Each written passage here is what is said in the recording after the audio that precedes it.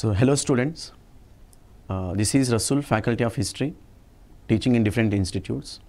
మళ్ళీ ఈ సెషన్లో మనము భారతీయ చరిత్ర యొక్క విశిష్టతను, భారతీయ చరిత్రలో ఎన్ని అధ్యాయాలు ఉన్నాయి, మళ్ళీ ఏ అధ్యాయం మనకు ఎక్కువగా కాంపిటేటివ్ ఎగ్జామ్స్లో అడుగుతున్న డిస్కస్ చేద్దాం.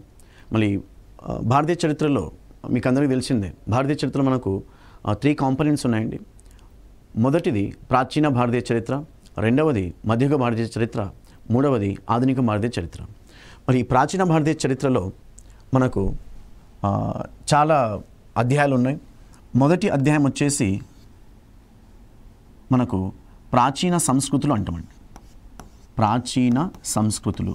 మరి రెండవ అధ్యాయం వచ్చేసి మనకు సింధు నాగరికత, సింధు నాగరికత. మళ్ళీ మూడవ అధ్యాయం వచ్చేసి మనకు ఆర్యుల నాగరికత, ఆర్యుల నాగరికత. నాలుగవ అధ్యాయం వచ్చేసి మనకు షోడశ మహాజనపదాలు, షోడశ మహాజనపదాలు. మళ్ళీ షోడశ మహాజనపదాలను మనము బౌద్ధ యుగము కూడా అంటామండి, షోడశ మహాజనపదాలు లేదా బౌద్ధ యుగం. మళ్ళీ ఐదవ అధ్యాయం వచ్చేసి మనకు మౌర్యుల చరిత్ర, మౌర్యుల చరిత్ర.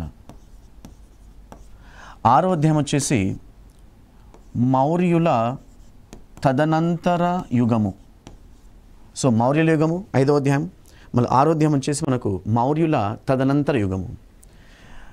ఏడవ చాప్టర్, 7th చాప్టర్ వచ్చేసి మనకు గుప్తుల యుగము, గుప్తుల యుగము. అండ్ 8వ అధ్యాయం వచ్చేసి మనకు గుప్తుల తదనంతర యుగము. మళ్ళీ ఈ గుప్తుల తదనంతర యుగం గురించి మనం ఈ ఎపిసోడ్లో డిస్కస్ చేస్తాం. అంటే గుప్తుల తదనంతర యుగం అంటే మనకు క్రీస్తు శకం 550 నుంచి క్రీస్తు శకం 750 వరకు అనమాట.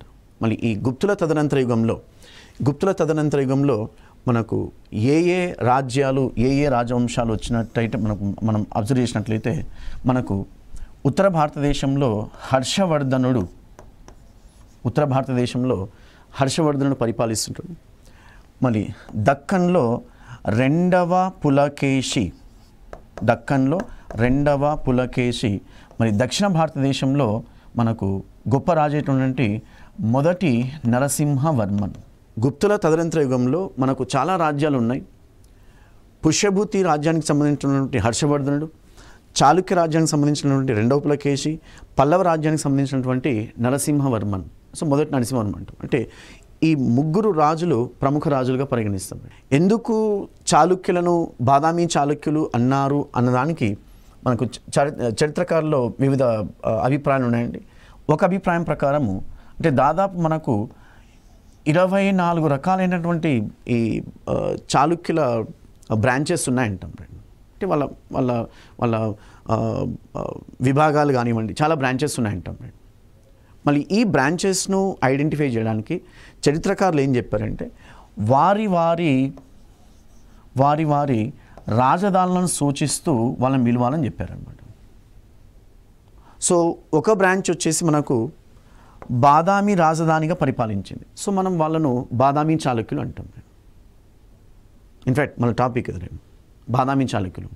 అంటే గుప్తుల తదనంతర యుగంలో దక్షిణ భారతదేశాన్ని పల్లవులు పరిపాలిస్తే దక్కన్ను బాదామి చాళుక్యులు పరిపాలించారు. ఇంకొక బ్రాంచ్ వచ్చేసి మనకు ఆంధ్ర ప్రాంతాన్ని వెంగి రాజధానిగా పరిపాలించింది. సో వాళ్ళను మనము వెంగి చాళుక్యులు అంటాం. లైక్ మనం modern Pedavegi, west Godavari district అంటాం వెంగి. సో వెంగి చాళుక్యులు. ఇంకొక బ్రాంచ్ మనకు కళ్యాణి కేంద్రంగా పరిపాలించడం జరిగింది. సో కళ్యాణి చాళుక్యులు అంటాం.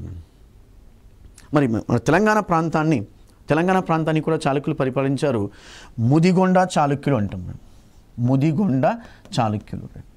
ఇంకొక బ్రాంచ్ వచ్చే మనకు వేములవాడ చాళుక్యులు. అంటే మనకు చాలా బ్రాంచెస్ ఉన్నాయి.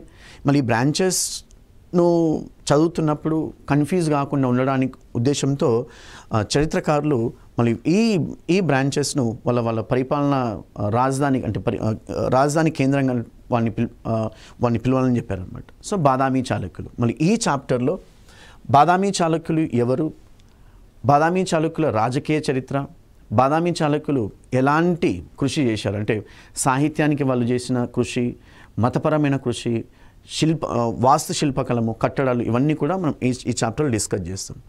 మరి దక్కన్ను మనం అబ్జర్వ్ చేసినట్లయితే శాతవాహనుల తర్వాత దక్షిణ భారతదేశాన్ని ఏకం చేసినటువంటి రాజవంశం వచ్చేసి మనకు చాళుక్య రాజవంశం అంటాం. మనం ఇందాక రెఫర్ చేసాం, బాదామి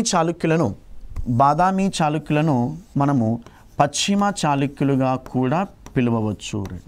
ఎందుకంటే మనకు ఎందుకు బాదామి చాళుక్యులను పశ్చిమ చాళుక్యులుగా పిలవాలి అంటే వీళ్ళు పశ్చిమ తీర ప్రాంతాన్ని పరిపాలించారు.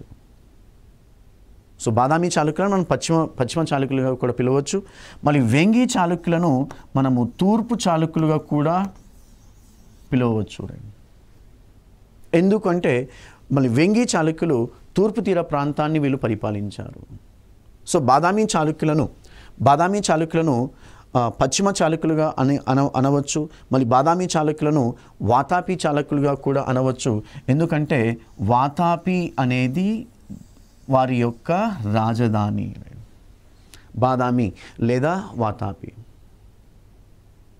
మళ్ళీ అట్ ప్రెజెంట్ బాదామి లేదా వాతాపి ఎక్కడ ఉంది అని మనం క్వశ్చన్ వేసుకున్నట్లయితే బాగల్కోట్ జిల్లా, కర్ణాటక స్టేట్లో బాగల్కోట్ అనే జిల్లాలో మన వాతాపి లేదా బాదామి ఉందన్నమాట. సో శాతవాహనుల తర్వాత అంటే మనకు మౌర్య సామ్రాజ్యం విచ్ఛిన్నమైన తర్వాత దక్కన్ను శాతవాహనులు పరిపాలించారు. అంటే మొత్తం దక్కన్ను శాతవాహనులు పరిపాలిస్తే మరి శాతవాహనుల తర్వాత ఇంకొకసారి అంటే దక్కన్తో పాటు దక్షిణ భారతదేశాన్ని కూడా పరిపాలించినటువంటి రాజవంశం మనకు చాళుక్యుల రాజవంశం ఉంటుంది. అంటే మళ్ళీ శాతవాహనుల తర్వాత మనకు దక్కన్ను ఇంకొక చిన్న రాజ్యం పరిపాలించింది. ఆ రాజ్యం పేరు వాకాటకులు అంటాం. మనం వాకాటకుల ఆ చరిత్ర అవసరం లేదు, మనకు కాంపిటేటివ్ ఎగ్జామ్స్లో శాతవాహనుల తర్వాత మనకు బాదామి చాళుక్యుల మీద మనకు ఫోకస్ చేస్తారనమాట. సో వాకాటకుల తర్వాత బాదామి చాళుక్య రాజ్యం అధికారంలోకి వచ్చిందని చరిత్రకారుల అభిప్రాయం. మరి ఏంటి ఈ బాదామి చాళుక్యులు ఎవరు, వీళ్ళ జన్మస్థలం ఏంటి, వీళ్ళ పుట్టుక ఏంటి అనే దాని మీద మనకు చరిత్రకారులు భిన్నమైన అభిప్రాయాలు ఉన్నాయి. ఒక అభిప్రాయం ప్రకారం అంటే మనకు లూయిస్ రైస్ అనే ఒక విదేశీ చరిత్రకారుడు లూయిస్ రైస్ బాదామి చాళుక్యులు విదేశీయులు అని చెప్తాడు. బాదామి చాళుక్యులు విదేశీయులు అంటే విదేశీయులు ఎందుకు లూయిస్ రైస్ అనే చరిత్రకారుడు బాదామి చాళుక్యులను విదేశీయులతో కంపేర్ చేశాడు లేకపోతే పోల్చాడు అంటే మన వీళ్ళు హూణ సంతతికి చెందినవాడు అంటాడు. అంటే గుప్తుల పరిపాలనా కాలంలో ఎస్పెషలీ కుమారగుప్త రాజుగా ఉన్న కాలంలో హూనులు గుప్త రాజ్యం మీద దండయాత్ర చేశారు అని చెప్తాను. మళ్ళీ చాలామంది హూనులు అంటే మిహిరకులుడు కానివ్వండి, తొరమానుడు కానివ్వండి, వీళ్ళందరూ కూడా గుప్త సామ్రాజ్యాన్ని విచ్ఛిన్నం చేశారు, గుప్త సామ్రాజ్యాన్ని కొల్లగొట్టారు. మళ్ళీ మెల్లమెల్లగా వీళ్ళు భారతదేశంలో వీళ్ళు స్థిరపడ్డారు. వాళ్ళ యొక్క సంతతి వారే మళ్ళీ బాదామి చాళుక్యులు అనేది ఈయన వాదన. సో లూయిస్ రైస్ ఏం చెప్తాడంటే వీళ్ళు విదేశీ సంతతులని లేదా విదేశీయులని వీళ్ళు అభిప్రాయపడతారు. ఇంకొక ఆయన జాన్ ఫ్లీట్ అనే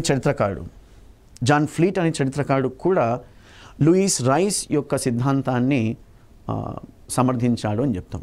సో అంటే లూయిస్ రైస్ కానివ్వండి, జాన్ ఫ్లీట్ కానివ్వండి, వీళ్ళిద్దరూ కూడా బాదామి చాళుక్యులు విదేశీయులు అని పరిగణించారు. కానీ మళ్ళీ ఈ విదేశీ వాదం ఏదైతే ఉందో దీన్ని మరికొంతమంది చరిత్రకారులు తిరస్కరించారు. అందులో మొట్టమొదటి వారు దినేష్ చంద్ర సర్కార్, డిసి సర్కార్ అంటాం. సో డిసి సర్కార్ ఏం చెప్తాడంటే బాదామి చాళుక్యులు విదేశీయులు కాదు, వీళ్ళు గుప్తులకు సామంతులుగా ఉండి మెల్లమెల్లగా ఎప్పుడైతే గుప్తరాజ్యం పతనమైందో గుప్తరాజ్య పతనం తర్వాత వీళ్ళు మెల్లమెల్లగా తమను తాము ఒక ఇండిపెండెంట్ స్టేట్గా అంటే ఇండిపెండెంట్ కింగ్స్గా వీళ్ళని పరిగణించారని చెప్తాడు. సో డిసి సర్కార్ ఏం చెప్తాడంటే వీళ్ళు జనరల్గా మైసూర్ను పరిపాలించేవారు, మరి మైసూర్ను పరిపాలిస్తూ గుప్తులకు సామంతులుగా ఉంటూ ఎప్పుడైతే గుప్తరాజ్యం విచ్ఛిన్నమైందో మళ్ళీ వీళ్ళు మైసూర్ కేంద్రంగా వీళ్ళు తమ ప్రాబల్యాన్ని పెంచుకున్నారు. మెల్లమెల్లగా అంటే దక్కన్ ప్రాంతంతో పాటు వీళ్ళు దక్షిణ భారతదేశాన్ని కూడా డామినేట్ చేశారనేది డిసి సర్కార్ యొక్క అభిప్రాయం. ఇంకొక మనకు ఫారిన్ హిస్టోరియన్ అంటాం, విదేశీ చరిత్రకారుడు, English historian Vincent Arthur Smith. ఆయనను మనం ఇండాలజిస్ట్గా పరిగణిస్తాం. ఇండాలజీ అంటే ఎవరైతే విదేశీయులు ఎవరైతే ఉన్నారో, విదేశీయులు భారతదేశ సంస్కృతిని, భారతదేశ నాగరికతని ఎవరైతే అధ్యయనం చేస్తారో అలాంటి వాళ్ళను మనం ఇంగ్లీష్లో ఇండాలజిస్ట్స్ అంటాం. Indology, the science which deals with Indian culture, Indian civilization. So VS Smith, Vincent Arthur Smith మనం ఇండాలజీగా పరిగణించవచ్చు. We have so many Indologist అంటాం, రైట్. సో విఎస్ స్మిత్ ఏం చెప్తారంటే వీళ్ళు మధ్యాసియాలోని గూర్జర వంశానికి చెందిన వాళ్ళు అంటాం. లూయిస్ రైస్, జాన్ ఫ్లీట్ తరహాలో విఎస్ స్మిత్ కూడా చాళుక్యులు విదేశీ సంతతి వారని చెప్తామంట, గూర్జర వంశానికి చెందిన వాళ్ళు అంటాం. సరే, వీళ్ళందరినీ అంటే ఈ సిద్ధాంతాలను పక్కన పెట్టినట్లయితే చాలామంది చరిత్రకారులు ఏం చెప్తారంటే చాళుక్యులు దక్షిణ భారతదేశానికి చెందిన వాళ్ళు అంటారు. అంటే చాలా జనరల్ కంటెంట్. దీన్ని మనం ఏ విధంగా పరిగణించాలి అంటే చాళుక్యులు గుప్తులకు సామంతులుగా ఉండి ఎప్పుడైతే గుప్తుల ప్రాబల్యము మనకు క్షీణించే దశలో ఏదైతే ఉందో అప్పుడు వీళ్ళు గుప్తులకు వ్యతిరేకంగా తిరుగుబాట్లు చేసి వీళ్ళు తమను తాము స్వతంత్రంగా ప్రకటించుకున్నారు అనేది చాలామంది చరిత్రకారుల అభిప్రాయము. సో ఇది వారి యొక్క జన్మస్థలం కానివ్వండి, వారి యొక్క పుట్టుక కానివ్వండి. మళ్ళీ దీని తర్వాత మనకి ఇంకొక ఇంపార్టెంట్ అంశం వచ్చేసి మనకు రాజకీయ చరిత్ర. మరి రాజకీయ చరిత్రను మనం ఏ విధంగా అర్థం చేసుకోవాలంటే, సో చాళుక్యులు ఎవరైతే ఉన్నారో వీళ్ళు గుప్తులకు సామంతులుగా ఉంటూ ఎప్పుడైతే గుప్తుల ప్రాబల్యం క్షీణిస్తుందో మరి వీళ్ళ ప్రాబల్యాన్ని పెంచుకోవడం జరిగింది. బాదామిని కేంద్రంగా చేసుకొని వీళ్ళు దాదాపు 250 సంవత్సరాలు పరిపాలించారు అంటాం. సో చాళుక్యుల రాజధాని మనకు బాదామి, మనకు పరిపాలన రాజధాని బాదామి అంటాం. చాళుక్యుల పరిపాలన రాజధాని బాదామి అంటాం. మరి వాళ్ళ సాంస్కృతిక రాజధాని వచ్చేసప్పుడు మనకు పట్టడాకల్ సాంస్కృతిక రాజధాని పట్టడాకల్ అంటాం. చాళుక్యులకు 2 రాజధానులు ఉన్నాయని చెప్తాం. బాదామి పరిపాలన రాజధాని, అడ్మినిస్ట్రేటివ్ క్యాపిటల్ అంటాం. మరి పట్టడాకల్ కల్చరల్ క్యాపిటల్, సాంస్కృతిక రాజధాని అంటాం.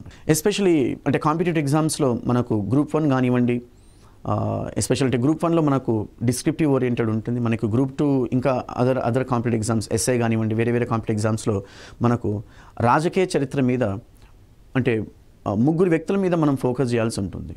వంశస్థాపకుడు, గొప్ప రాజు, చివరి రాజు. బాదామి చాళుక్యుల మరి చరిత్ర చూసినట్లయితే బాదామి చాళుక్యుల వంశస్థాపకుడు ఎవరు అనేది మనకు చాలా ఎగ్జామ్స్లో ప్రీవియస్గా క్వశ్చన్స్ అడిగారు. తర్వాత గొప్ప రాజు, తర్వాత లాస్ట్లో మనకు చివరి రాజు. సో జనరల్గా ఈ పురాణాలు ఏవైతే ఉన్నాయో, పురాణాలు మనకు దాదాపుగా 18 పురాణాలు ఉన్నాయి. 8 దశ 10 18.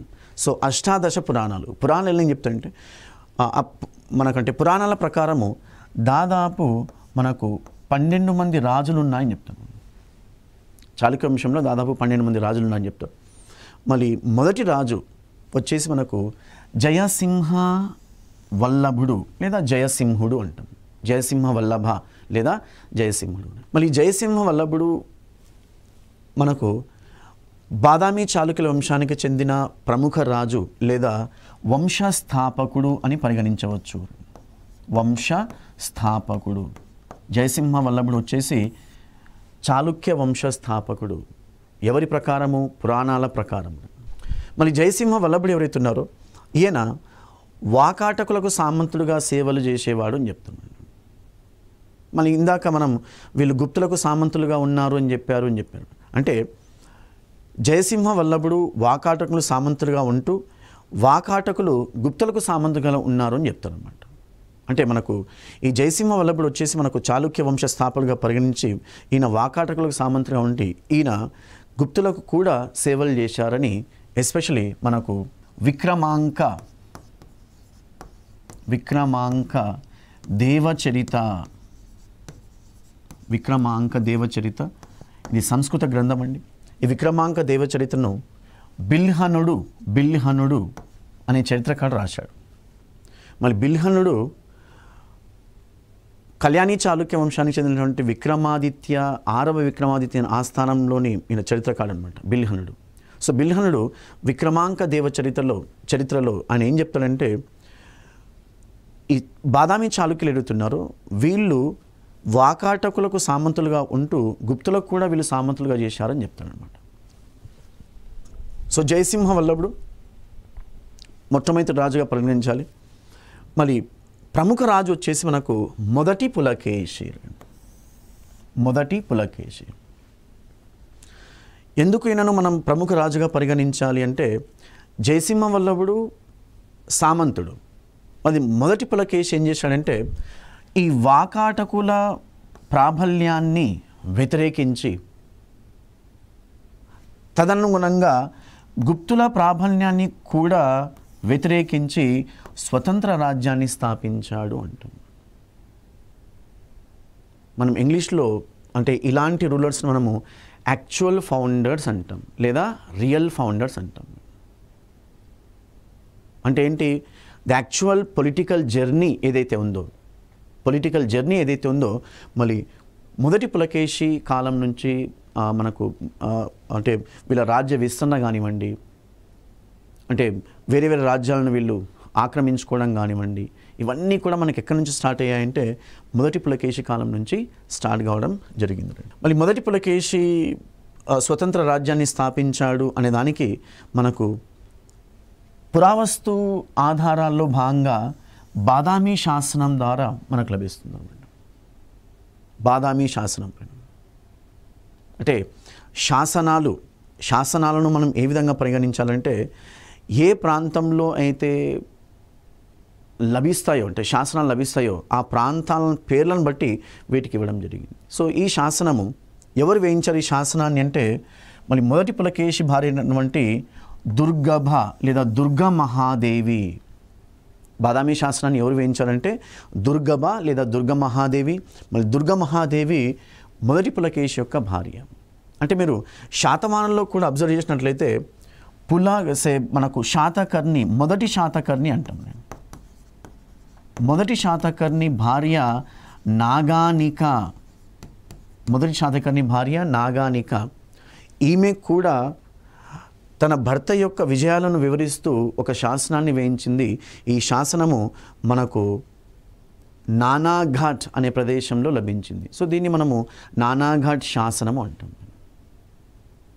నానాఘాట్ శాసనాన్ని నాగానిక వేయిస్తే, బాదామి శాసనాన్ని దుర్గభ మహాదేవి లేదా దుర్గా మహాదేవి తన యొక్క భర్త విజయాలను, మొదటి పులకేశి యొక్క విజయాల గురించి ఆమె రాసింది అని చెప్తారన్నమాట. సో దుర్గభ మహాదేవి.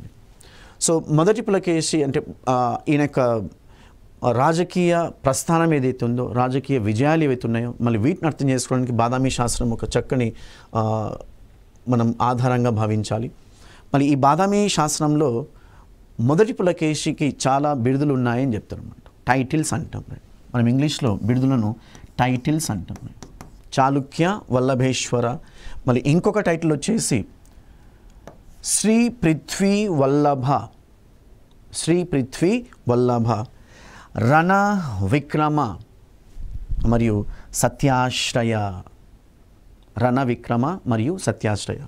చాళుక్య వల్లభేశ్వర, శ్రీ పృథ్వీ వల్లభ, రణ విక్రమ, సత్యాశ్రయ. అంటే ఇవన్నీ కూడా ఆయన యొక్క బిరుదులు. మనకు ఈ బిరుదులు మొదటి పులకేశికి సంబంధించిన బిరుదులు మనకు దేని నుంచి రావడం జరిగిందంటే, మనం ఇందాక రెఫర్ చేసినట్టు బాదామి శాసనం నుంచి రావడం జరిగింది.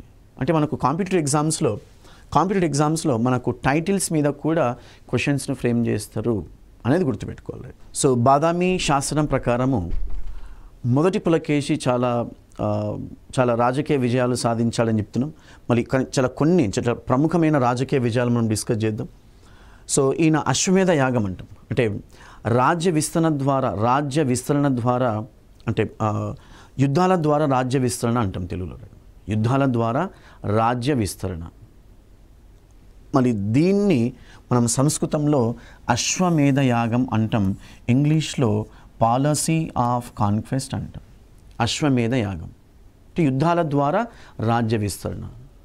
అంటే మీరు అబ్జర్వ్ చేసినట్లయితే ఒక గుర్రాన్ని వదులుతారన్నట్టు. మళ్ళీ ఈ గుర్రాన్ని వదిలేసిన తర్వాత మళ్ళీ ఆ గుర్రం వెంబడి మనకు సైనికులు వెళ్తుంటారు. మరి ఏ రాజు అయితే ఆ గుర్రాన్ని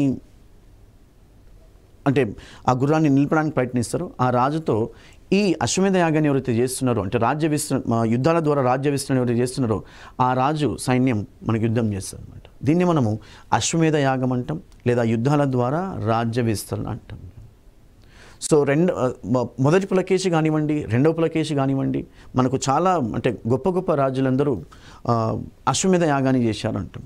అశ్వమేధ యాగం ద్వారా మొదటి పులకేశి చాలా రాజ్యాలను ఆక్రమించాడు అంటాం.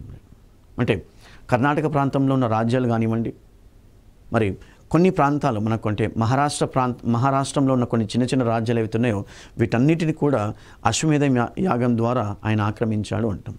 తర్వాత ఇంకొక ఇంపార్టెంట్ ఈవెంట్ అంటే మొదటి పులకేశి కాలంలో జరిగింది ఏంటంటే ఈయన బాదామి కోటను నిర్మించాడు అంటాం. బాదామి కోటను అంటే చాలా పటిష్టంగా ఆయన నిర్మించాడు అంటాం. అండ్ ఇంకొక కట్టేజ్ మనకు బాదామిలో అనేక ఆలయాలు నిర్మించాడు అంటాం. మళ్ళీ అంటే బాదామి చాళుక్యుల కాలం నాటి ఆలయాలు ఏవైతే ఉన్నాయో అవి మనం వేరే ఎపిసోడ్లో డిస్కస్ చేస్తాం.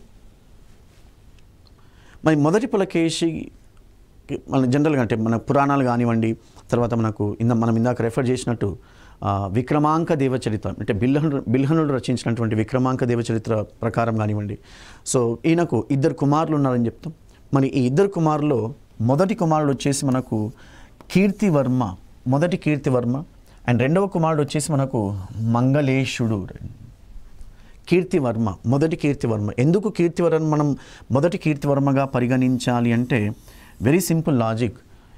మనకు చాలా కీర్తివర్మలు అంటే చాళుక్యుల వంశంలో మనకు 2 కీర్తివర్మలు ఉన్నారు. అందుకనే అంటే మనం కన్ఫ్యూజ్ కావడం ఉండడానికి సో ఈ కీర్తివర్మను అంటే 567 నుంచి 597 వరకు ఎవరైతే పరిపాలించారో, దాదాపు 30 సంవత్సరాలు పరిపాలించారో ఈయనను మనం మొదటి కీర్తివర్మగా పరిగణించాలి. మనకు ఇంకొక కీర్తివర్మ వస్తాడు, ఆయనను మనం రెండవ కీర్తివర్మగా పరిగణించాలి. మన రెండవ కీర్తివర్మ వచ్చేసి మనకు చివరి పాలకుడు అంటాం. అంటే బాదామి చాళుక్య వంశంలో చివరి రాజు అయినటువంటి రెండవ కీర్తివర్మను మళ్ళీ ఆయన గవర్నర్లు చంపేశారు మనం డిస్కస్ చేస్తాం. సో మొదటి కీర్తివర్మ, ఈ మొదటి కీర్తివర్మ మనం అబ్జర్వ్ చేసినట్లయితే ఈయన గురించి కూడా బాదామి శాసనం తెలుపుతుంది అన్నమాట. మనం ఇందాక రెఫర్ చేసినట్టు ఈ బాదామి శాసనం ఏదైతే ఉందో అంటే దుర్గమహాదేవి బాదామి శాసనాన్ని వేయించిందని డిస్కస్ చేశాం. మళ్ళీ ఈ బాదామి శాసనం మొదటి కీర్తివర్మ బాదామి శాసనం రెండు కూడా వేరు ఒకే శాసనం కాదనమాట. సో బాదామి శాసనం ప్రకారము మన ఈయన బనవాసి రాజధానిగా కదంబ రాజవంశము అంటే వీళ్ళను ఓడించాడు అంటాం. బనవాసి లైక్ మనకు ఒక చిన్న రాజ్యం అన్నట్టు కర్ణాటకలో చిన్న రాజ్యము. మళ్ళీ ఈ బనవాసిని కేంద్రంగా చేసుకున్నటువంటి పరిపాలిస్తున్నటువంటి ఈ కదంబ రాజులను ఈయన ఓడించాడు అంటాం. మళ్ళీ తర్వాత ఇంకొక చిన్న రాజ్యం అయినటువంటి మనకు మౌర్యులు అనే ఒక చిన్న రాజవంశము మనకు ఉత్తర కర్ణాటక ప్రాంతంలో ఉండేది. మళ్ళీ ఈ రాజవంశాన్ని కూడా ఓడించి ఈయన వీళ్ళతో అంటే కదంబులను తర్వాత మౌర్యులను ఓడించి వాళ్ళని సామంతులుగా చేసుకున్నాడు అని మనకు బాదామి శాస్త్రం వివరిస్తుంది. మళ్ళీ ఈయన కుమారుడు వచ్చేసి మనకు రెండవ పులకేశి. మొదటి కీర్తివర్మ కుమారుడు వచ్చేసి రెండవ పులకేశి. మరి జనరల్గా మనకు విక్రమాంక దేవచరిత్ర కానివ్వండి, పురాణాలు కానివ్వండి చెప్తుంటే మొదటి కీర్తివర్మ చనిపోయిన తర్వాత రెండవ పులకేశి చిన్న వయసులో ఉన్నాడు కాబట్టి మళ్ళీ ఈయనను అసిస్ట్ చేయడానికి మనకు మంగళేశుడు రాజ్యాధికారాన్ని స్వీకరించాడు అంటాం. అంటే చిన్నవాడు కాబట్టి, రెండవ పులకేశి చిన్నవాడు కాబట్టి మళ్ళీ ఆయన తమ్ముడైనటువంటి అంటే మొదటి కీర్తివర్మ తమ్ముడైనటువంటి మంగళేశుడు అంటే సోదరుడైనటువంటి మంగళేశుడు ఈయన పరిపాలన చేశాడు అంటాం. ఈయన దాదాపు అంటే మంగళేశుడు దాదాపు 597 నుంచి 610 వరకు ఎలాగైతే మొదటి కీర్తివర్మ ఎలాంటి స్ట్రాటజీస్ని తీసుకొని ఎలాంటి అంటే స్ట్రాటజీని తీసుకొని ఈయన రాజ్యాన్ని విస్తరించాడో, మళ్ళీ ఎలాంటి రాజ్యభాతలు నిర్వహించాడో అలాంటి రాజ్యభాతని మంగళేశుడు కూడా నిర్వహించాడని చెప్తారు అనమాట. మళ్ళీ ఎప్పుడైతే రెండవ పులకేశి